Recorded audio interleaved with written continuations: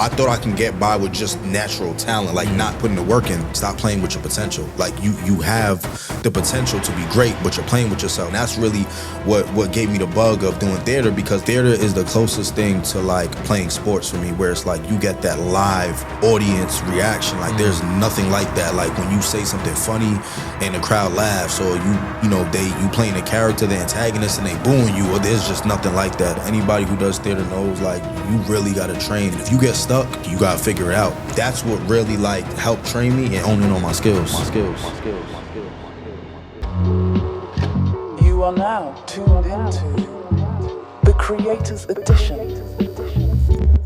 Welcome back to the Creators Edition, where real creativity meets real world strategy. So today, we have a special guest right next to me. Name is Anthony M. Walker. I can't even describe it. He's a dope actor and somebody that's really a part of this 435 universe. So I wanted to make sure before you even say anything, I checked your IMDb, you know what I'm saying? I wanted to make sure I gave you like the proper introduction, you know what I'm saying? So today we're sitting down with seasoned actor Anthony M. Walker, can't forget the M, a trained performer whose career spans television, film, and major studio productions. Anthony's impressive credits include Power Book 2, Ghost, Law & Order, SVU, ATL Homicide, The Hate U Give, The Post, and the 1517 in Paris. That was good. Yeah.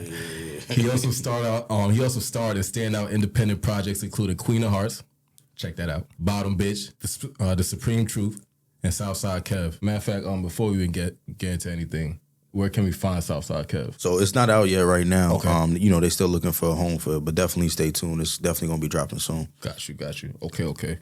So in 435, Anthony showcases his incredible range, stepping into not one but two powerful roles. So one of the powerful roles' name is Cam, and the other one is Ant. Two characters from opposite worlds, but very similar. Today we're gonna talk about Anthony's journey, his craft, and then watch a scene for 435, and we're gonna get a live reaction. So to start it off, so you worked across, like major shows and everything like that. I want to know, like, what's your journey been like? Like, you've been doing this for over 10 years, right? Yeah, definitely over 10 years. So I wanted to know, like, what's your journey been like for the average actor that's now trying to come into the industry, like?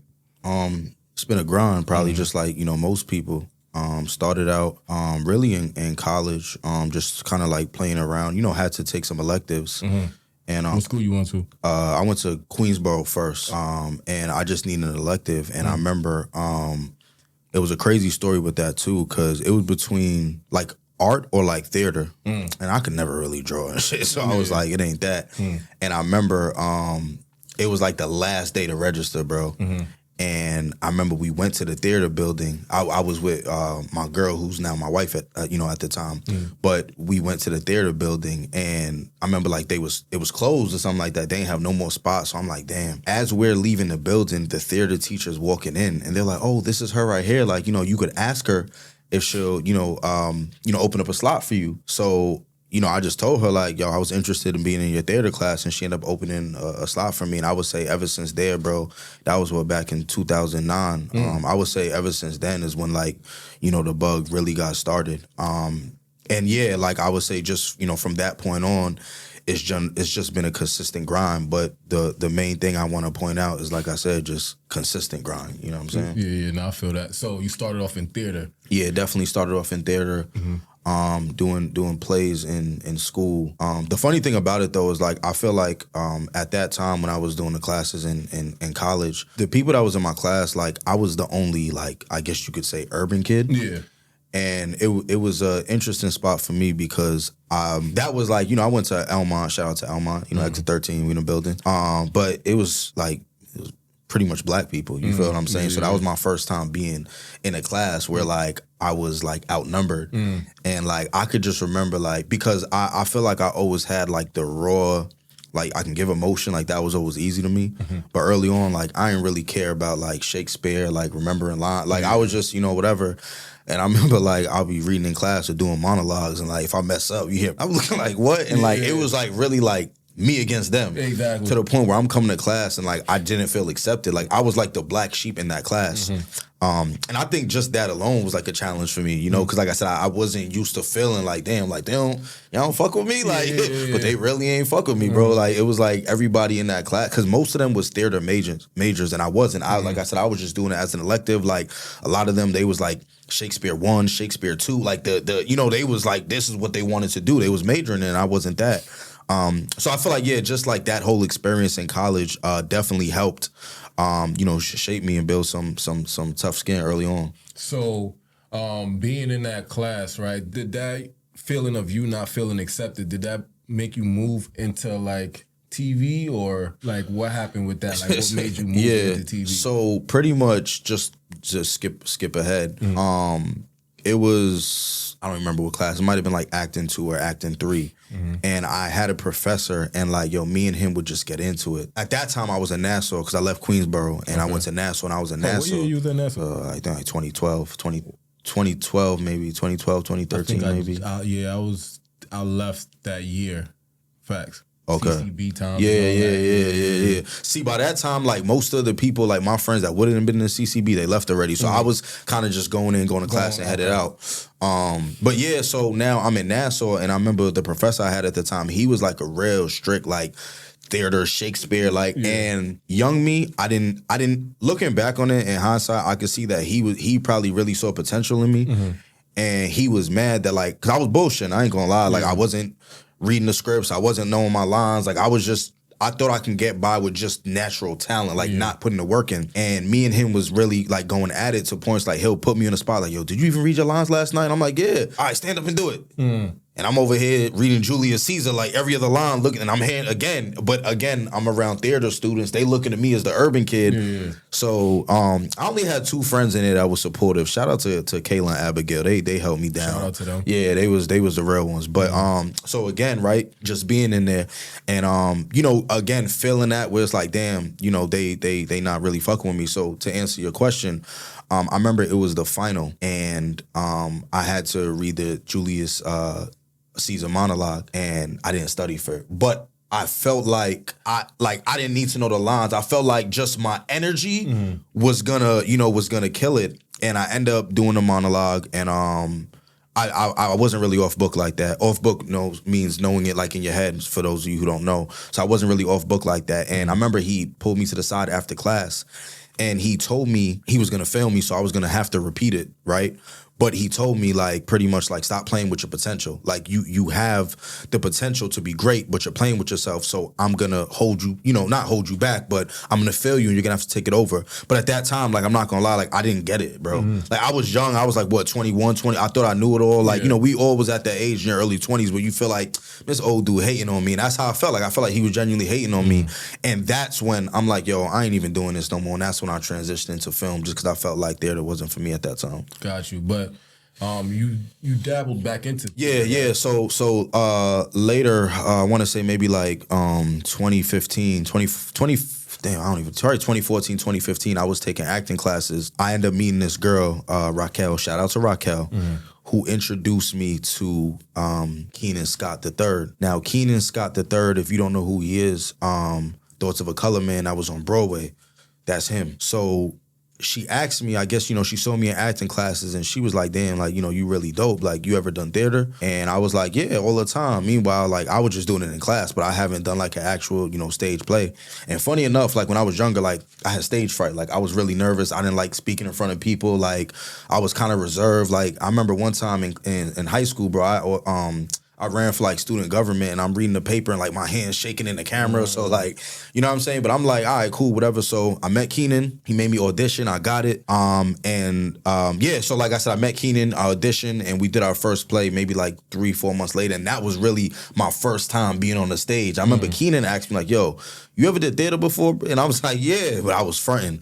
And since then, so like 2015 is when I got back into it. And that's really what gave me the bug of doing theater, because like I'm an athlete, right? In high school, I played football, and theater is the closest thing to like playing sports for me, where it's like you get that live audience reaction. Like there's nothing like that. Like when you say something funny and the crowd laughs, or you playing a character, the antagonist, and they booing you, or there's just nothing like that. So like I said, yeah, definitely around that time is when I got back into it. So I'm guessing that live reaction is the biggest difference to you between like film and theater, right? That, and also like doing theater, anybody who does theater knows like you really got to train, because filming, I could forget a line and be like, damn, cut, my bad. You ain't doing that in theater. Like you're up there. And if you get stuck, you got to figure it out. Because it's if you in a scene by yourself, if you up there doing a monologue and there's nobody on the stage with you, you got to figure it out. Yeah. And I feel like that's what really like helped train me and hone in on my skills. Got you. Okay. No, that's dope. You know what I'm saying? And I could tell by, just how you bring your energy to set. When we was on set for 435, I feel like that's special.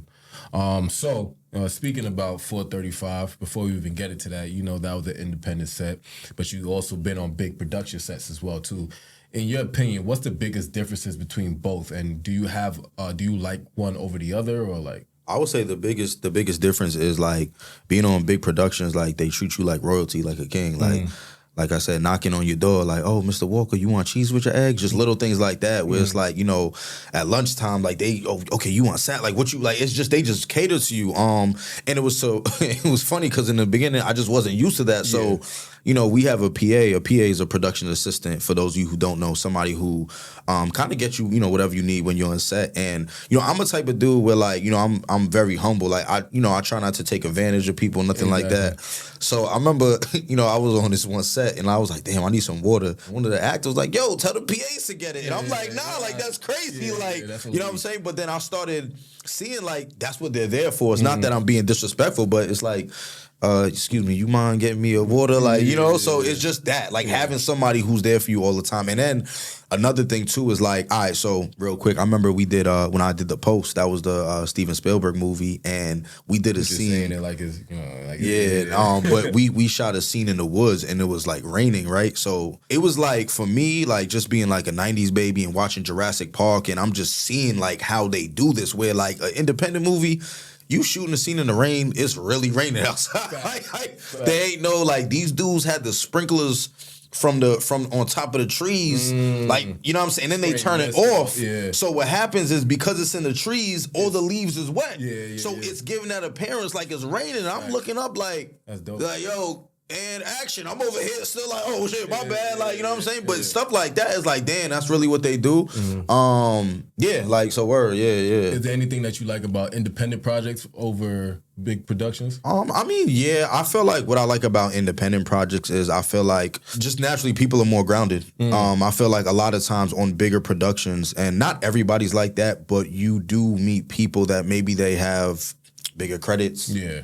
Or they train with a certain person or whatever, and they just felt like they don't got to speak to you. And I'm the type of person, I was always raised, you treat the janitor the same way you treat the CEO. That's a fact. And I always try to carry that wherever I go. And like I said, I think just on bigger productions, and it's not always like the lead or number one on the call sheet. It's not always them. It just might be somebody else who's in a similar position. And but they just feel like they don't got to talk to nobody. So I feel like just that kind of, this nigga's corny. You know what I'm saying? Like, whatever. I feel that. So speaking about independent projects, we are here to talk about 435. Yes, sir. And you played the character Cam. And Cam is I will call him the X Factor, and you definitely brought him to life. I don't want to give too much, but just in your opinion, can you tell us about the character Cam? Yeah, I feel like we all know a Cam. I feel like Cam is somebody that he went through a lot. He went through a lot, and Cam wasn't really given the resources on how to deal with his emotions. And I feel like that's a story that we all know too well. Whether we have friends or family or somebody that was just a victim or affected by their circumstances. And I think especially being that, you knew Cam and actually had a relationship with the person that I'm playing was Cam, but the real person, it was important for me just to ask you as much questions as I can. I don't know if you remember, I was asking y'all questions every day, like, yo, what was he like? What was this? What was this? Just because I wanted to, convey that and get his story out. Because he is a real person, I just wanted to make sure that I did his name service. You know what I mean? Yeah. So that was part of like your preparation. So was there anything else that you did to prepare for that role? Without saying too much, yeah, definitely. It was just more like I said. So me personally, I'm not Cam, but I know Cam. Like I said, I know a lot of Cam. So just talking to like some of my friends, not even telling them that I'm preparing for this role, just talking to them about life and just seeing how they view stuff, or seeing, knowing some of the things that Cam went through, and knowing some of my friends that went through similar things, just talking to them and trying to figure out, all right, when this happened, like, yo, what was your mindset, bro? Like, how, you know what I mean? And that was the preparation for me. So it's like, all right, and getting that from a couple of people, you tend to get answers that are similar. And it's like, all right, you kind of get to know, like, all right, this is where I'm going to navigate, and this is where I'm going to get this emotion from. That makes sense. So his antagonist in the story, his name is Ant, and essentially Ant and Cam, they cross paths trying to get to a similar goal, but they're like sworn enemies, right? So learning the Cam character, you kind of had to learn the Ant character, right? So like, do you see any similarities or differences, or what's the biggest similarities that you see between the two characters? Because normally, which is crazy, you ever realize when there's somebody that like, or maybe not for you, but like sometimes when there's somebody that you don't like, there's always a similarity between the both, you know? And it may be something that you hate within yourself. Right? So as far as Ant is concerned, do you see any similarities between Ant and Cam? Definitely, bro. I feel like they're both victims of the circumstances. Honestly, I feel like that's bottom line what it is. And I feel like also with both of them, I think they're both misunderstood too, bro. Yeah. I think we just coming where we from, we look at, especially like, being black teenage boys growing up, we're looked at as a certain way. Yeah. Again, and not realizing that a lot of us don't have the proper resources within the community. Yeah. To help us deal with some of these emotions. And I think that's honestly what they both have in common, is that they both they didn't really know how to deal with their emotions, and, they become victims of that. And I think that's one of the biggest things that we're trying to portray in 435 is that, you need the resources in order for you to grow up a certain way and to be able to be successful in a certain light. And, we just want to show what can happen when you don't get that type of treatment, what can happen to you, versus if you did get it, where you could be, So I think that was dope. So another question that I have for you was like, Ant, he basically represents the streets, right? And this is something that Cam is trying to avoid, but he continuously, for some reason, gets sucked into that lifestyle. So do you think people could like truly escape their past, or do you think that's something that's always just going to haunt them? That's a really good question, bro. I don't even want to sound ignorant answering it, but just from like people that I know, I feel like it honestly depends on the person. I think we have examples of that in celebrities, of people that have escaped. I don't want to say escape their past, but they kind of moved on from it. Yeah. And some people that they just keep getting pushed back in, or pulled back in rather. So yeah, bro, I honestly feel like it honestly, like, do you want to escape? Do you want to move on from that? Because one thing I learned is like, it's either you all the way out or you in. Like you have one foot in, one foot out. You're going to get pulled back in, bro. That's just a recipe for disaster. So it's like, yo, do you want to be out? Are you doing the right things? Or are you saying you want to be out, but you still going back to the block? You still doing, you know what I'm saying? Exactly. So I think it really depends on the person. No, that makes sense. That definitely makes sense. All right, so this is the moment I've been wanting to get to. We're going to do a live reaction. So there's a scene that Anthony has never seen yet. It's been, I don't even know how many years, 5 years.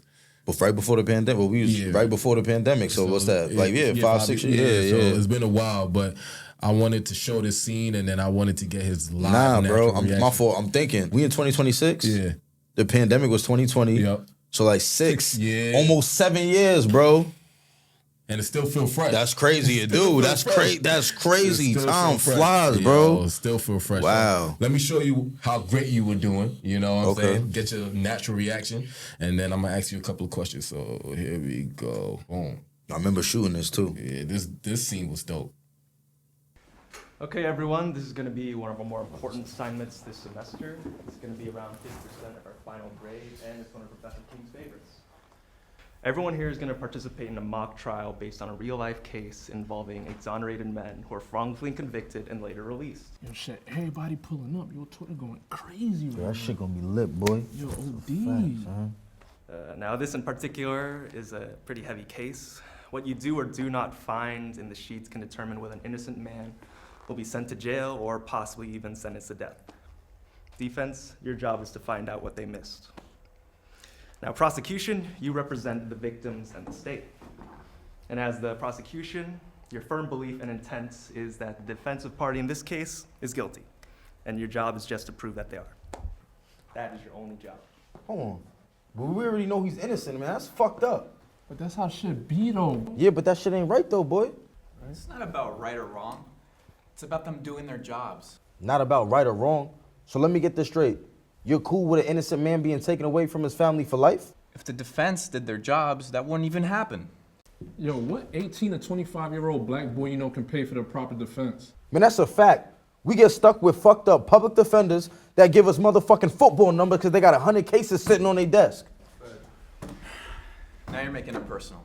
Yeah, dude, not everything's a black thing. It is when you talk incarceration rates compared to blacks with whites. And stop doing the crime. Man, y'all do the same crime we do. The difference is y'all get less time or you walk. Nah, bro. Black on black crime is like 90% right now. Hold on. Your people created the corrupt system that doesn't allow a black man to defend himself, let alone seek counsel. So please, with that black on black crime shit. Facts, and what y'all at, 87% of some shit? See, when y'all do it, it's not white on white crime, it's not Chinese on Chinese crime, it's just crime. Yeah, that's a fact. Black on black crime, man, that shit don't exist. Y'all just made that shit up to target us. It don't exist, bro. Yeah, tell that to Biggie, Tupac, and Nipsey Hussle. Yo, watch your mouth, you bitch ass nigga. Y'all smacked the shit out you, boy. That's a fact. Such gentle creatures. Yo, who the fuck is this nigga talking, son? Yo, Chill, bro. Yo, chill. No, chill, bro. Touch me. Nah, chill, bro. Fucking touch me, bro. Come on, man. He ain't even This worth nigga, it, bro. Guys, calm down. It's not Right worth fucking it. downstairs, man. Walk down the stairs. Who the fuck is this I nigga? don't fucking know, but it Chill, ain't bro. worth it. Nigga, I smacked the shit out this I'll nigga, smack the boy. shit out that nigga too, but not right now, bro. You wildin'. You wildin'. Law, we fight with our words. I want you guys to reserve that energy for the mock trials coming up. Client is innocent. Prove they're innocent.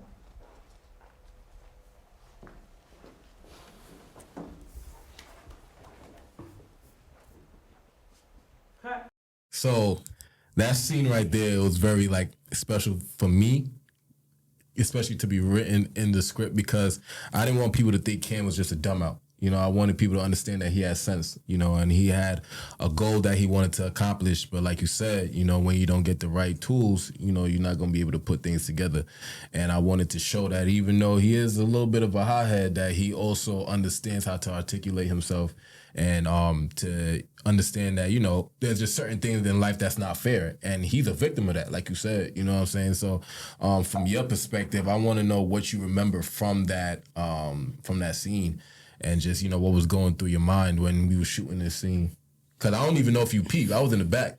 I haven't peeped that shit. Yeah, I was in the back sitting with Mello. Like, That's crazy. Yeah, I haven't so peeped like that. a little Easter egg, you know what I'm saying? But yeah, I just wanted to know, like, what was your thoughts going through when you was doing that scene? Yeah, that's crazy, bro. It's crazy that I'm just It's now. bringing memories Yeah, back. definitely, Yeah. definitely. As I'm watching, it's definitely bringing memories back. What was going on through my mind during that scene was, I think, just really trying to understand, right? Like, number one, the topic that's at hand, what we're talking about. But it's funny because as I'm watching it again, I'm hearing it, right? But like hearing the not only the character, but me, like Anthony, actually taking all of this in, like I remember like certain reactions was real because I'm like, oh shit, he really just said that, bro. Yeah, you know, but right, and I'm thinking that, but I think just kind of like hearing those words, but letting it really like hit home and sink, like, oh, not so. A lot of those like I'm not really that much of a crash out, like it's not.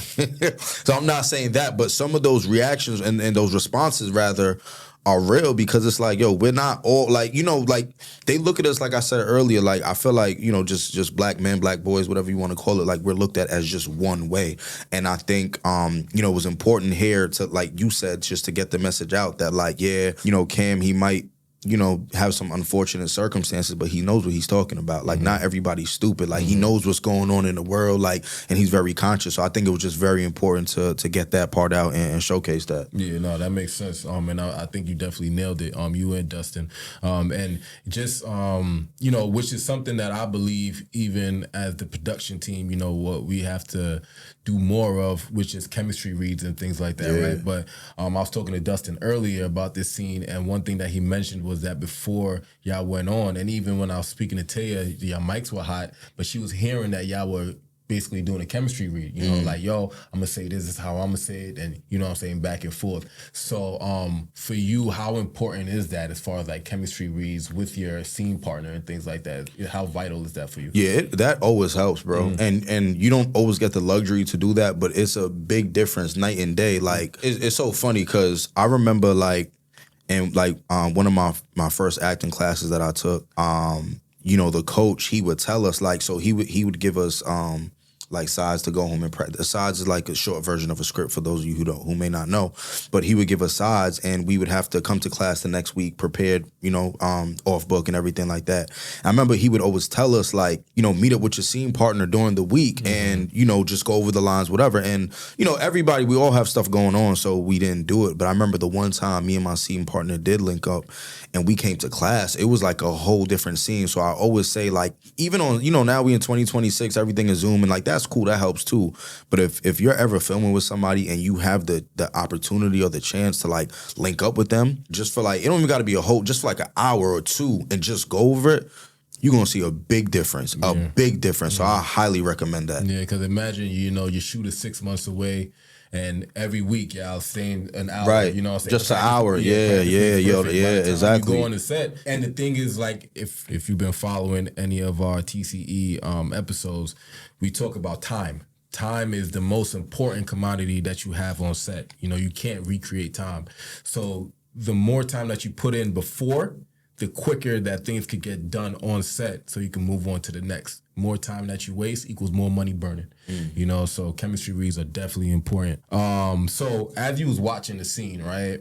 I know you're 6 years more experience, right? Yeah. So there's probably a couple of different things that you probably seen in the scene that is like, maybe I could do better, next time. Did you see anything that stood out to you that you felt like that? Or if not, that's cool too. You know what I'm saying? But yeah, it was very cringy watching it. Like, I'm just going, because like you said, that was 6 years ago. Exactly. So it's like, certain stuff, I'm like, why did I do that? Or then I should have took a moment. Why did I was so quick to respond? So definitely, like I said, those of y'all who know, like, this is what I do, So every day, every month, every week, every year, I try to do something to get better and work on my craft. So it was dope seeing it. And of course, just from like the naked eye, like it was a good performance, but definitely the person I am now, like just, more grounded, put more work in, definitely times 10. Yeah. And up in it. That's why I was like 435 now. Whew. Up in it. Yeah. It's crazy. Yeah, so, this is the ending of the interview, but I have a couple of questions for you, right?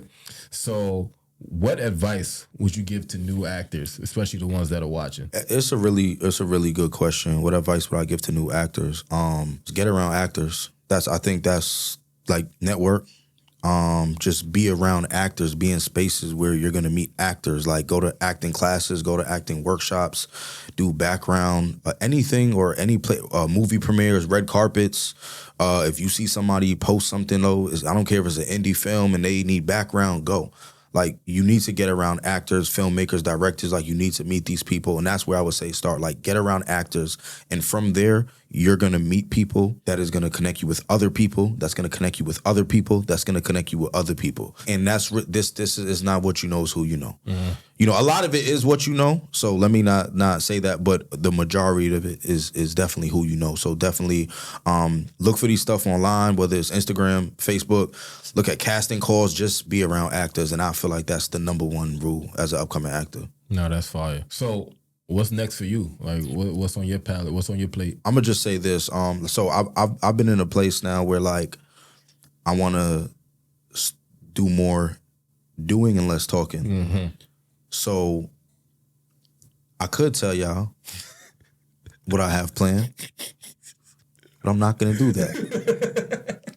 If you're not following me already, follow me on Instagram. Stay tuned. But best believe it's gonna be a hot summer. Yeah, it's gonna be crazy. It's gonna be crazy. It's gonna be crazy.